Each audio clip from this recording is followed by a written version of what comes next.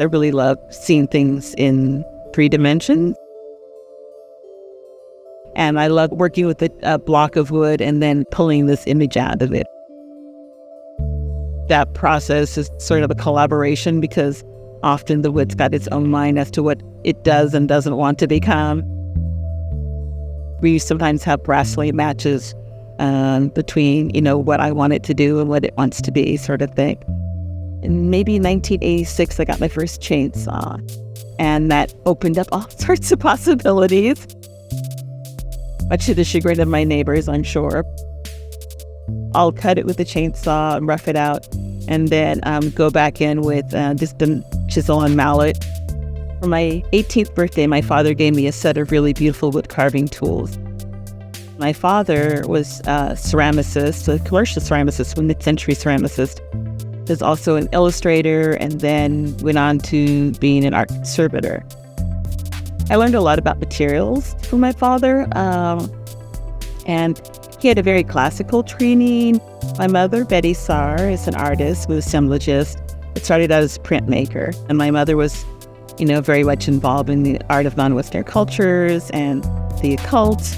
And so, between the two of them, very Western-based sort of art practice, and then my mother's very non-Western art practice, I find myself falling kind of squarely between the two.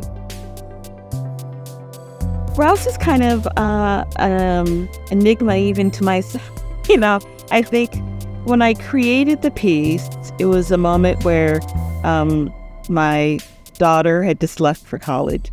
And so I was very much dealing with this empty nest syndrome, which is kind of curious because as an artist with a very active career at that time, it still felt like the rug was being pulled out from under me. The piece is a female figure who is kind of between two worlds. She has this sort of animal sump, which is this deer hooves and these large antlers. She's standing amongst, what looks like 100 antler sheds. Deer shed their antlers annually. I kind of used the antlers to be a marking of time. That, she had gone through so many seasons, so to speak. You'll see in many of my works of these women that they're clasping their breasts. Part of that points towards nurturing and nursing and this anatomy that can create substance for other bodies. It's mind-blowing to me. And this strange, translucent figure. And the figure itself made me think of the metamorphosis sort of thing. And so this is a figure who is fully grown, but maybe not fully formed. When I was first making it, I was thinking of the figure in the antlers as being my daughter, going into womanhood and who is she going to be. But then I realized, that this other figure is maybe the self as well.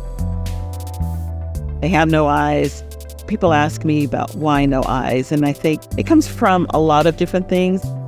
Part of it is my father's influence. He'd given me a book on Roman bronzes, which all the eyes have fallen out, so I loved this sort of vacancy in these heads, and that they became sort of spooky and otherworldly. And then looking, from my mother's side, looking at the mask traditions and masquerading traditions, and the idea that you can kind of be inside of that head or be inside of that body. The most powerful works are the works that do not dictate what they're about. I'm hoping that people will come up with a curiosity and try to piece together what these different components can mean and allow them to create a narrative in their own minds.